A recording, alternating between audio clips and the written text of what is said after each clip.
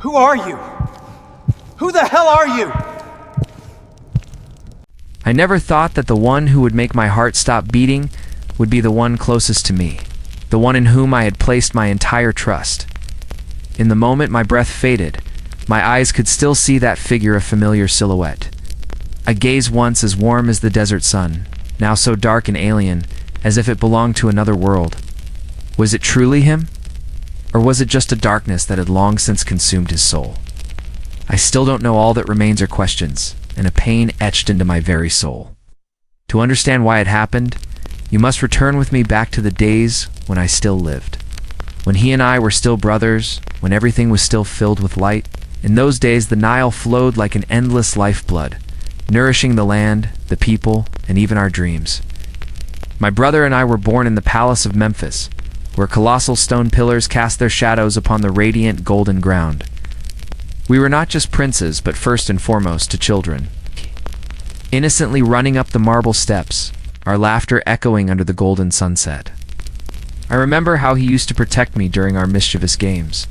Once, I climbed onto the palace roof to retrieve a sparkling quartz stone that the priests had placed as an offering.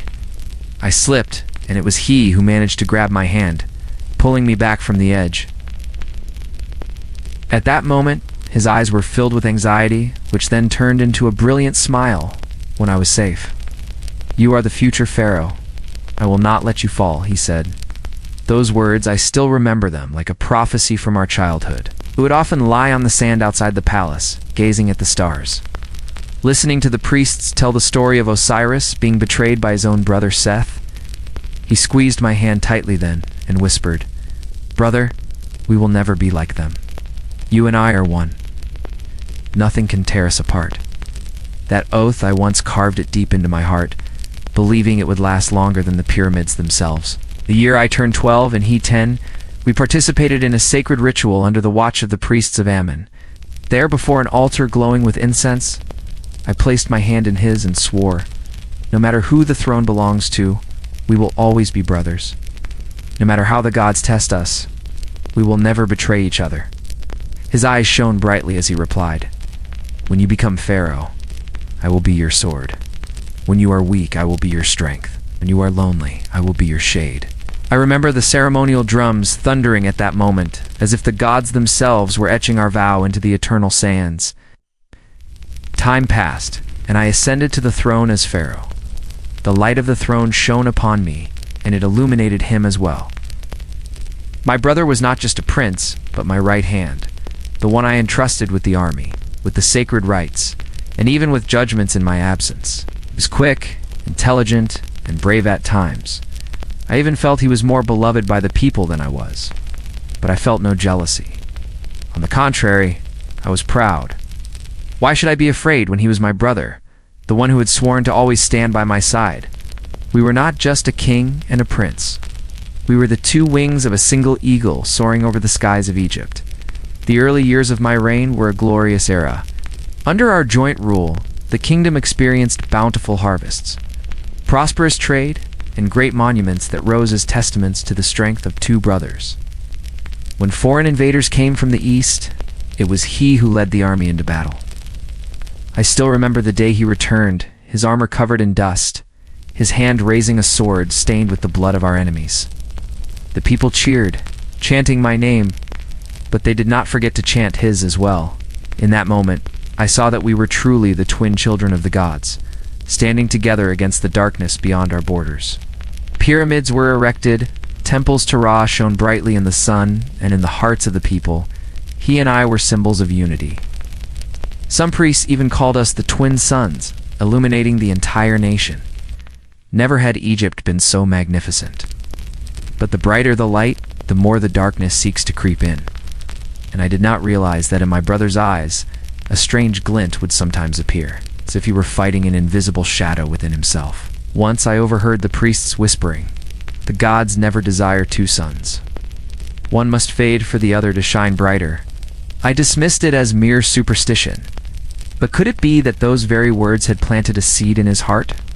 Or was there another hand, another force, whispering poison into his ear? I do not know. All that is left is the memory, now that it is far too late. Perhaps it all began with the smallest of moments, the signs I had overlooked, the fleeting glances, the half-spoken words. At the time, I never thought they were omens of a storm that would wash everything away. After his glorious victory against the foreign invaders, I held a triumphal celebration for my brother. The people sang his praises, cheering his name. They threw flowers, offered wine, and some even knelt before him as they would before a true pharaoh. I stood on the highest step of the temple looking down, my heart swelling with pride. But when my eyes met his, I saw that he did not smile at me as he used to. His smile was for the crowd, and when he looked at me, there was something that fell, something as heavy as a cloud in the bright Egyptian sky. I told myself, he must be tired, or drains a man of his strength. I did not know that. Within his heart, another kind of fire had begun to burn. One night, as the moon illuminated the entire Nile, I took a walk around the palace gardens. The wind carried the scent of frankincense, but mixed within it, I heard a whisper. "You are the more worthy one. Why must you stand behind him?" I stopped and looked around. There was no one. Only the colossal stone statue stood in silence, as if listening along with me. The next day, my brother entered the grand hall, his eyes strange, both radiant and veiled by a shadow. I asked, "Did you not sleep last night?" He only gave a faint smile. "Last night I heard the voice of a god." I laughed, thinking he was only joking. But that smile of his, it was not a joke. Day by day, I noticed a change in the way he looked at the people. Before, when they knelt before me, he would be as happy as if the glory were his own. But now, when the cheers of Pharaoh echoed, his gaze flickered with a shadow. Once during a feast, an old nobleman raised his cup to praise him. If our prince had been born first, the throne would surely be his. Everyone roared with laughter, thinking it a harmless jest. But I saw in my brother's eyes the flame of jealousy burning clearly. I brushed it aside, paying it no mind. Thinking back now, perhaps that moment was one of the first blades to sever the bond between us brothers. Then I heard rumors that a secret group of priests was meeting with him regularly. He spoke of a prophecy. Egypt cannot have two suns. One must set for the other to shine in its full glory. I did not stop him. I believed my brother was wise enough to understand, but I was wrong. Those whispers slowly became daggers, carving into his heart. One night I caught him sitting before a dark altar. It was not for our men. Upon it were grotesque drawings, like figures from the world beyond. When I entered, he was startled and quickly erased them. "Do not worry, brother. It's just a game of the priests." I believed him. It was that very trust that later would kill me. From then on, I began to have strange dreams.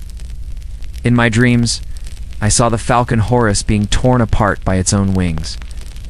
I saw the river Nile stained red, and the figure of someone familiar standing amidst the blood and fire.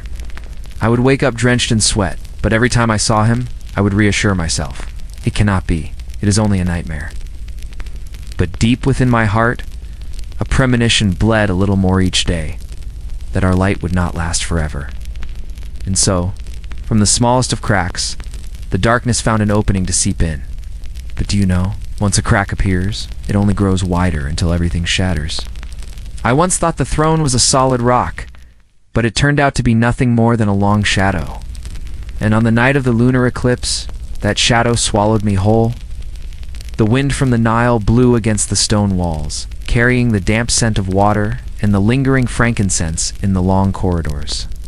I walked through the great hall, its vaulted ceiling carved with constellations. Outside, the moon was being devoured by the earth's shadow, turning red like a giant ember. The people scattered flowers in the courtyard, and the priests poured wine as offerings to the gods. Everything proceeded according to ritual precise, to the very beat of the drum butt. For some reason, my heart felt strange, as if an unseen eye was watching me from behind. I stopped before the doors of the inner sanctum. The thin linen curtain trembled slightly. In the darkness behind it, I heard whispers like black threads sliding over stone. One sun must set for the other to rise. The voice was not loud, but it crept into my ears, like desert sand into sandals, persistent and refusing to leave. I stepped inside. The flickering oil lamps on the altars cast the shadows of the gods upon the walls. Strangely, the light and dark overlapped, distorting everything as if seen through the surface of water. I saw the altar of Ra, the altar of Ammon, and in the deepest corner, An altar I did not remember ordering to be built, a black altar, carved with sharp slanted lines, like cracks in the night. "Who is there?" I asked. There was only the smell of fresh smoke, different from the usual incense. Slightly sweet, slightly bitter, followed by a chill that ran down my spine. Behind me, the curtain stirred. A figure entered, draped in a dark robe. He stopped a few paces away from me. I did not call his name. I only looked into his eyes. They were the eyes I had known my entire life, once wide with the innocence of childhood, once bright as a sword in battle, once as warm as a campfire by the riverbank. But tonight, in those eyes, there was a thin veil, like a mist. Looking through it, I saw it wasn't him, or it wasn't only him. "What brings you here at this hour?" I asked, trying to keep my voice steady. He did not answer immediately. His hand hidden in his sleeve trembled slightly, then clenched, as if listening to a command not spoken by any mouth. On his wrist, a red thread, tied in the manner of a pact, was soaked with smoke. That smoke seemed to crawl across his skin, drawing characters that did not belong to any human language. "There are things," he finally said, "that can only be done in darkness." I took a step closer. The wind from the corridor swept in, making the oil lamps flicker. The moon outside had dimmed, its light fading, red as a ripened heart. "If it is a matter of the court, let it wait until morning," I said slowly. "If it is a matter of the heart, then speak it here, before the gods. I am your brother." For a fleeting moment, like lightning across water, his eyes softened. In that instant, I saw the younger brother of years past, the one who mended my robe when I fell and tore it, the one who forced me to drink water when I had a fever in the desert. He opened his mouth, as if to say something very long, very heavy. Then the curtain behind him fluttered. From the depths of the sanctum, footsteps as light as a sewing needle touching stone. Another shadow, its form unclear, drew close behind him. I could not see its face, only that in its hand was a short staff, the head of which was carved with a beast with long pointed ears, the mark of a being of chaos. His words faltered, his hands clenched as if pulled tight by an invisible string. When he looked up again, the mist in his eyes was thicker, his gaze belonging to someone else.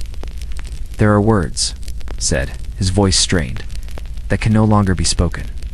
I understood. It's not because I was slow to believe, but because the words from that darkness had swallowed all human speech. The drums from the courtyard sounded, 3 beats, then silence. The space seemed to drop a level. An oil lamp shivered, and the shadows of the statues swayed across the walls like stone arms reaching out and retracting. He took another step. The distance between us was now only a breath. I could have reached out to touch his shoulder, as I always did, to remind him, I am still here. I had intended to raise my hand, but midway I stopped. Something in the room told me, "Don't," I said slowly. "You can still turn back. No door is closed to you while I am here." He closed his eyes for a second. A drop of sweat slid down his temple. The hand in his sleeve moved slightly. From the hidden space behind him, there was the sound of cloth rubbing against cloth, like a gesture of approval from someone unseen. When he opened his eyes again, I no longer saw the familiar fire that was ours. There was only another fire, dark in color. When I finally understood, the metal had already touched my skin. Not a deep gash, not a violent blow, just a touch as cold as sand at the bottom of a river at night, but it was enough to make my breath catch. In that brief moment, all sound left me like birds fleeing a tree before a storm. My body grew heavy, but not with the pain people speak of. I fell onto the cool stone floor. There were no more drums, no more chants from outside the palace, only a vague ringing in my ears like a million grains of sand falling at once. Everything slowed down. The twisting flame of the oil lamp, the cracked stone walls, the crimson moon outside the high window. My brother stood there, his hands still trembling, ceremonial dagger slipping from his fingers, falling with a dry, sharp clang. He didn't scream, nor did he cry, only gasped, like someone whose soul had just been ripped out. I saw in his face not only his own shadow, but another one, long, distorted, enveloping him like the shadow of the god Seth cast upon the wall. Another whisper, not from his mouth, but from the space around us, seeped into every crack in the stone. "The throne has changed hands. Your blood was merely the path." He flinched, as if he heard it clearly. Clutching his head, he stumbled back, his eyes wide, his breath ragged. He looked at Mino, through me like a blind man searching for light. I wanted to call his name, but my throat could only produce a broken whisper of air. All strength drained from me like water from a shattered vessel. And yet I still tried to look at him, to send him one last gaze. In that gaze I wanted to say, "This is not you. You were once half of me, the strength of this kingdom. Wake up." He trembled, then collapsed to his knees beside me. His blood-soaked hands touched me, shaking as if to pull me back. Tears fell, landing on my robe, soaking through in hot patches. For the first time, he cried like a child. "Brother, I didn't want this." His voice was choked, broken. I just heard the voice. I couldn't control myself. His hand tightened on mine, as if trying to hold on to something that was slipping from this world. But it was too late. My breath grew thin. The room spun. The darkness thickened, swallowing every line and shape. And then a strange thing happened. I saw my body lying there, while I and my soul stood beside it, like a thin wisp of smoke released from a statue. I looked down and saw that my eyes had closed, but my soul's eyes were open. The high ceiling of the chamber lit up with patterns I had never seen before, as if death had opened a door for me to see through hidden layers. My brother remained kneeling, his trembling hands clinging to my body, but behind him, the black shadow became clearer. It was tall, its back hunched, its long arms touching the ground. It had no face, only a void that devoured light. It placed a bony hand on his shoulder, and he shuddered violently as if burned by fire. I understood. My brother was not the enemy. He was merely a pawn. The thing standing behind him was the true hand that had killed me. In the void, I wanted to lunge forward, to tear that darkness apart. But my hands were now mere smoke, passing through it as if through mist. A low, grating laugh echoed in the chamber. An empire ends. A game begins. The moon outside vanished completely. The entire palace was plunged into a thick, oppressive darkness. And I, the Pharaoh, who once ruled the lands on both banks of the Nile, was now merely a witness, helplessly watching my throne fall into the hands of shadow.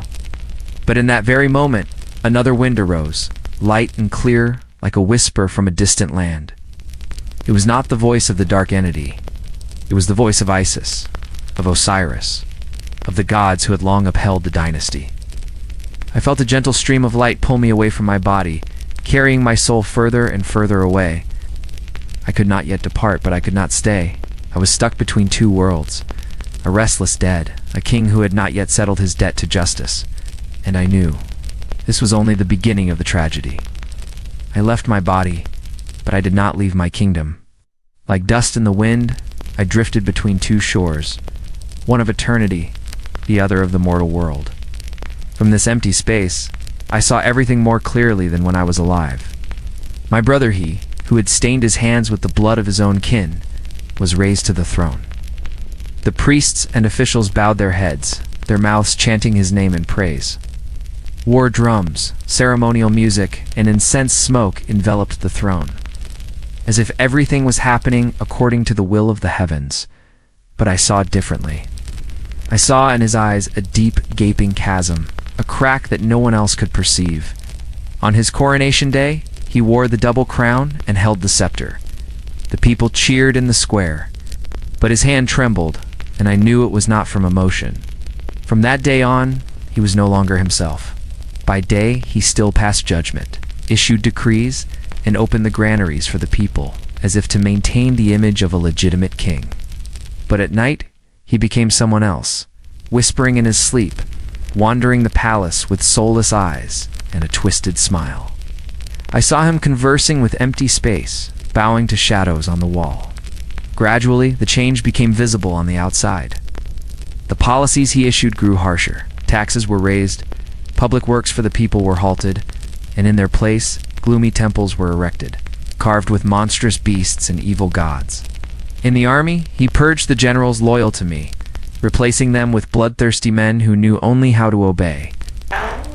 Society began to fracture. The people still bowed their heads in fear, but whispers arose in the marketplaces and on dark nights by the Nile. The new king ... is no longer as he was. His eyes are like the eyes of a dead man. The true Pharaoh was murdered, and a shadow now reigns. My brother, who was once my support, who once shared the burden of destiny with me, had now become a puppet. And the one pulling the strings was the very entity that had cast its shadow over him on the night I died. I saw more than the people did.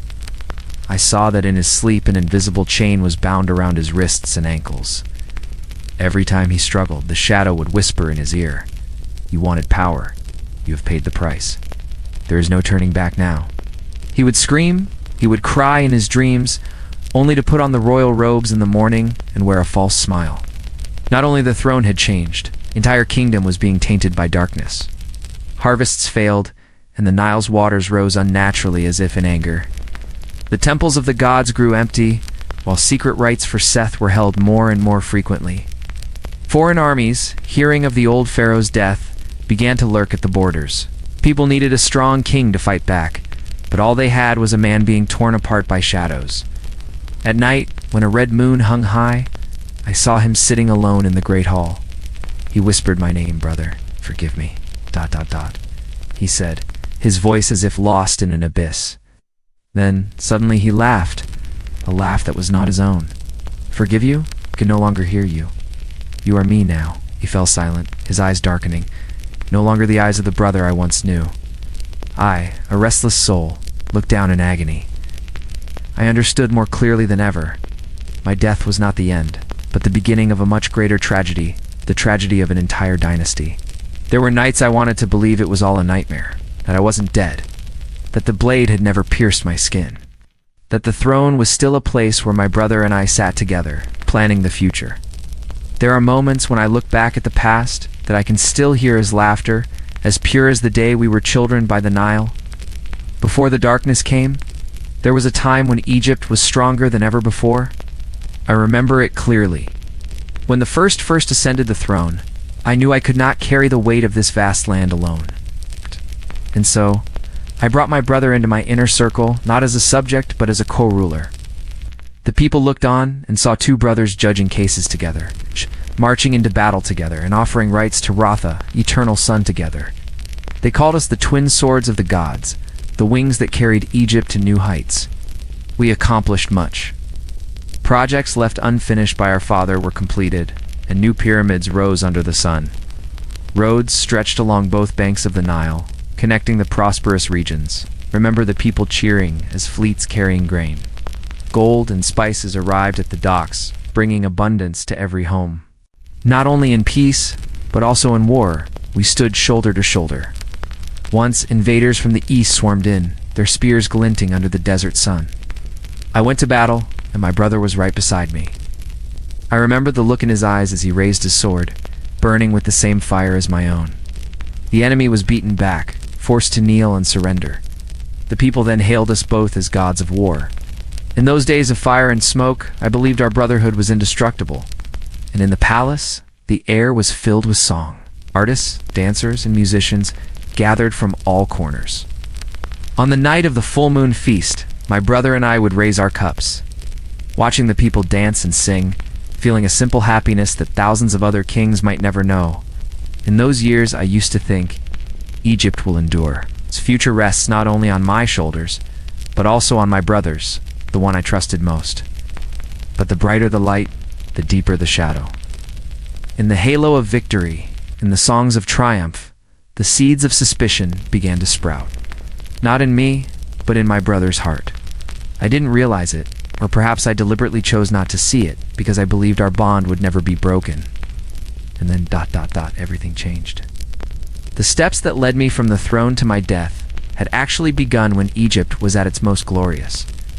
When I saw my brother being hailed by the people no less than I, when his eyes flashed with something just for a moment, but it was enough for the darkness to creep in. Now, looking back, I understand that prosperous era was not just a glorious peak, but also a launch pad for the tragedy to fall even deeper. From the highest point, it took only one misstep to fall into the abyss, and the hand that pushed me was the same hand that had once held mine tightest in the most difficult of days. I have told you everything. From the days we ran hand in hand along the Nile, to the time I sat upon a glittering throne, and even the moment I collapsed under the blade of betrayal. I no longer have a body, only this voice and echo from the realm of the dead, drifting on the night winds of the desert. My brother, ... He achieved what he thought was glory. The palace, the power, the court, all bowed before him. But ironically, at that very moment, he was no longer himself. I see it clearly in his eyes, no longer bright and clear like in his childhood, but murky, like a river choked with blood and mud. He smiles, but the smile is twisted. He gives commands, but the voice is not his own. Behind him, there is another shadow, another being. I do not know if it is human or some dark divinity, pulling the strings of his every move. Perhaps he thought he was the victor, but in truth, he was only a puppet in the game. The people began to whisper. Those loyal to me vanished in the night. Those who once cheered at the foot of the pyramids now avoided his gaze. The nation was no longer the Egypt of the radiant sun god Ra, but a dynasty shrouded in a fog of suspicion and fear. As for me, ... my soul still wanders. I cannot pass on, because the question remains unanswered. Who was truly behind it all? Was it merely my brother's jealousy, or was there an invisible hand that planted the seed of betrayal in his heart?